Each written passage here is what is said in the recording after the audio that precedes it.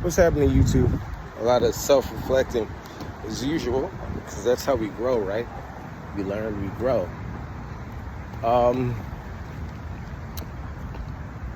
We're gonna say Black History Month, and I think I may do a video specifically on that. Normally, I don't talk about that. I talk about everything else. But eventually, I'm gonna make a video about that. I think Friday. The self-reflecting that I'm looking for. Hold on, sorry, I had to clean the phone. I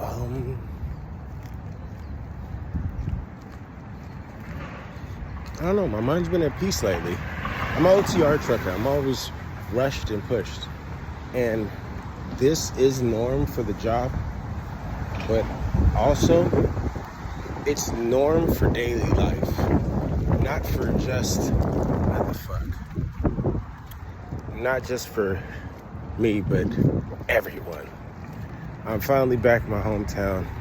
Gotten a lot more love than usual lately, but my energy's been up. And I know I constantly beat the dead horse, spirituality and the matrix and whatnot.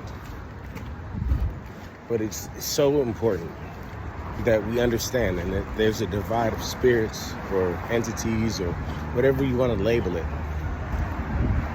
If you remain in a frequency long enough, everything about your countenance will eventually change.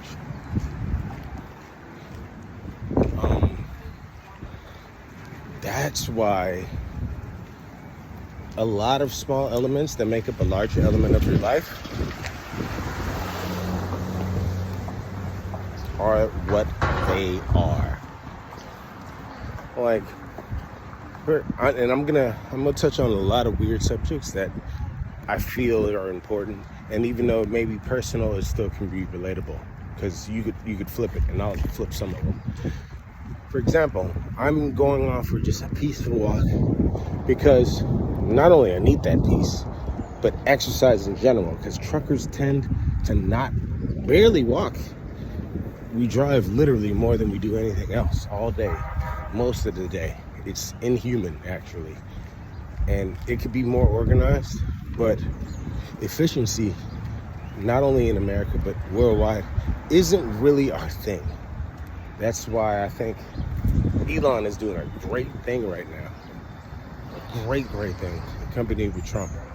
I'm not going to get too political because I know I don't want to trigger any fuckers. But it is what it is, man.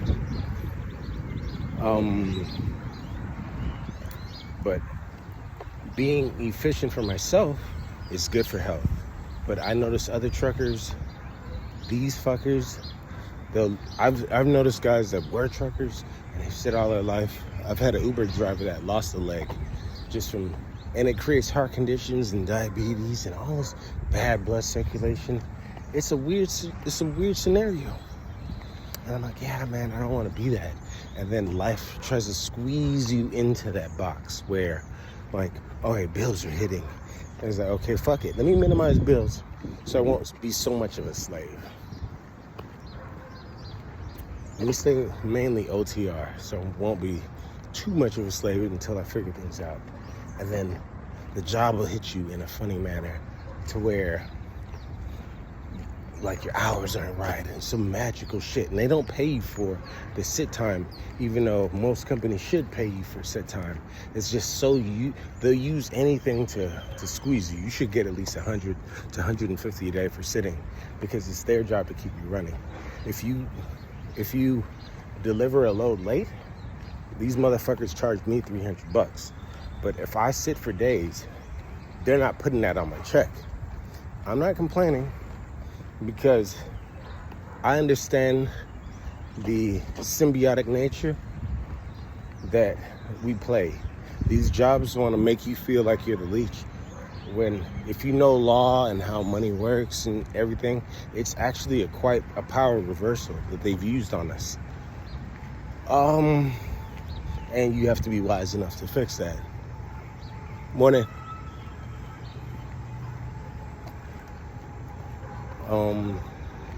And they don't make it easy to make that power reversal. At all. At all. Many people die trying to. But there is a simpler way, just like that Uber driver was on his way to death, sadly speaking. But many people are, not just in trucking. Like, there's like cartoons. There's a funny thing I reposted on Instagram. And a lot of these like, life is beautiful. My life is perfect. I wake up, brush my teeth, go to work all damn day, come home, sleep. Wait, and he repeats that over and over and over, and then he gets stuck. And it's like something gumball and cartoon. And they throw it in there, and they've always done this since even when I was a child. And it's like there are a few that are creative, that are awake, and then have maintained their humanity. And for the rest, shit. Chicago. Hold on. Not bad, I've been moving. Anyways, but for the rest, Chicago. And you have, like, I had females online and in person try to influence me, like, hey, like, basically, here's the pussy, but you have to give up your dreams for the pussy kind of scenario. Or you're gonna take care of me, right? No, I only have dick for you. Is that all? Is there anything else? No, I only got dick for you. I barely don't even think I have time for that. There's one in Canada that, oh, you're gonna come by, and I'm not doing none of that shit. I don't even want to drive 10 miles. I talk about things about God mainly to other people, and I dwell on heavily on myself. I talk about finances with homeboys, and there's only very few people that are financially trying to get right. But the majority of people are on bullshit. Like, if I'm not appeasing her, it's not right. If I'm not appeasing society, I'm not right. And they get offensive when I say, fuck off, I don't really care for your acceptance. And instead of recoiling back to their fake appalledness, understand that they're matrix bots and double down on that fuck off. I know it's coming off aggressive, but if you want to do anything with your life, you're going to have to endure that small period of where you're wiping out the pre-programmed default setting of bots that they set for you.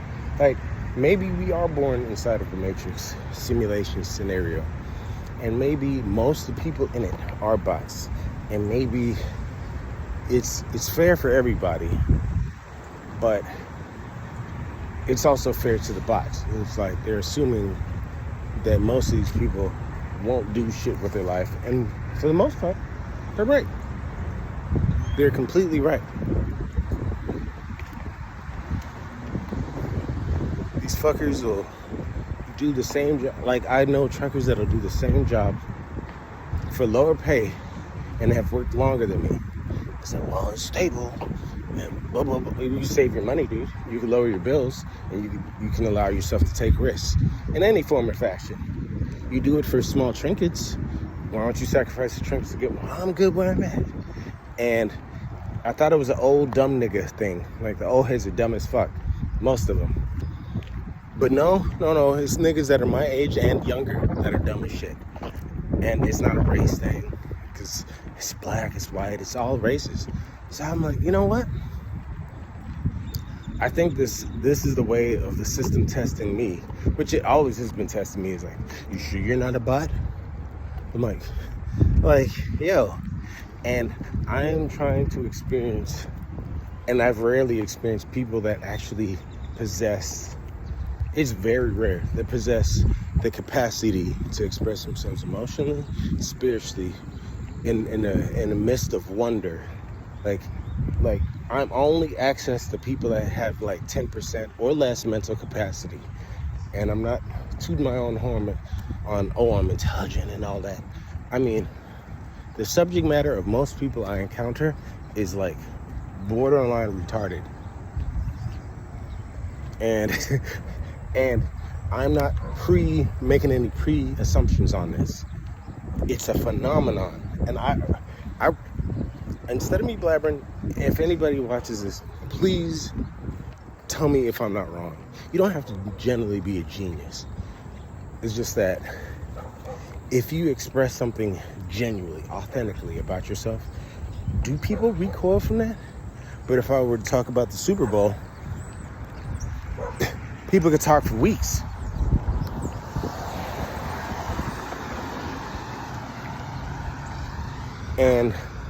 And the Matrix hates me above everybody else because I won't fold to that.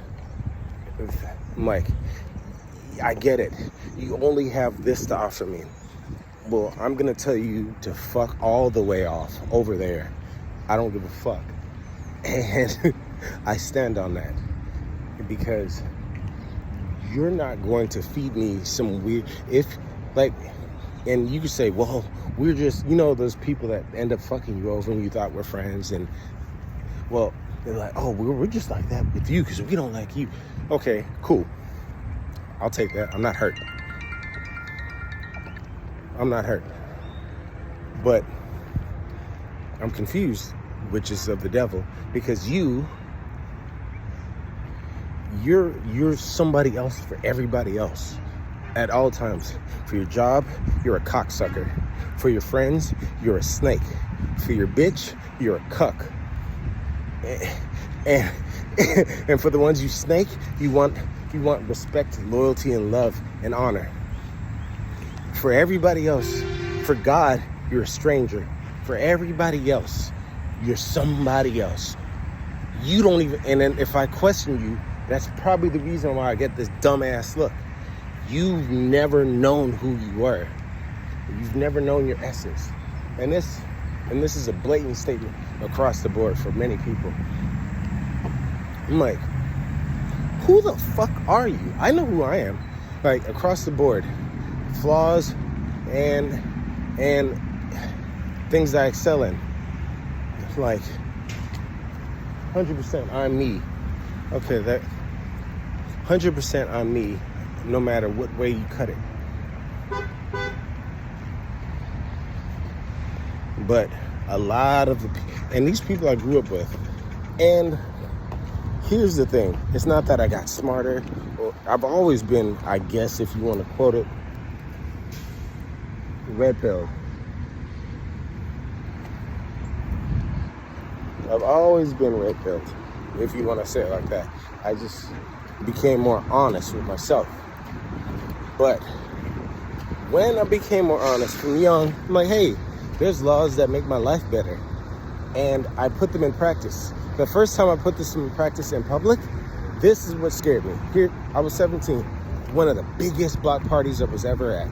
People are shit-faced wasted. I believe in myself. I believe in my wisdom, my knowledge, and things that God has bestowed in me.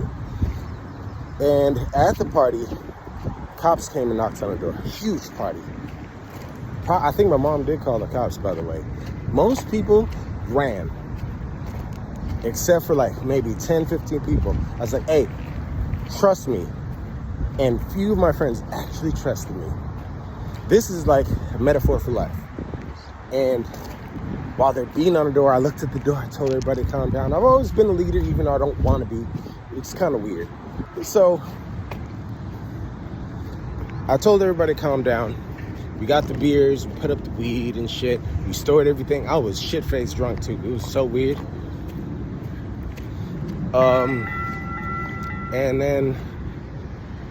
then I told everybody to play cool. Everybody else in the party, like over hundreds of people, inside, outside. They ran, they hopped fences, they got in their cars, they ran, they got arrested, all kinds of shit. I parked in front of the house though, Honda Accord 96. And I told them to sit, everybody just chill, watch TV. The cops came around the back, opened the gate, reached over, opened the gate. Hold on. They reached over, opened the gate, and walked in, slid up, opened the patio door, came in the back, and said, hey, we were banging on the door. There's a lot of underage drinking, da-da-da-da-da. All this whoop-de-whoop, blah, blah, blah. It's like, you should have answered and shit. And you know, all these little veiled bullshit ass threats. And I turned around, red-eyed, stoned, fucking super drunk, barely holding myself up. And I said, okay, I got one question. Do you have a warrant? Motherfucker looked at me in the eyes, nodded, turned his ass around, and walked right back out the house, even though I was quote unquote in the wrong. And that was me studying law. And then I realized there's laws in everything. Spiritual laws, moral laws, laws that you have to abide by, and there's consequences. Just like there's consequences for us, there's consequences for people that kill people that look just like me. I'm not making this a race thing, I'm just making a point, because society does the same thing. You could apply it for bitches. There's consequences for men, there's no consequences for women. There's consequences for the employee, there's no consequences for job. There are consequences for a group of society, there's no consequences for government. There's consequences for those that follow God, but no consequences for those that are demonic and devilish. This is my rant. Anyways, like and subscribe. God knows the value, but do you? Do you?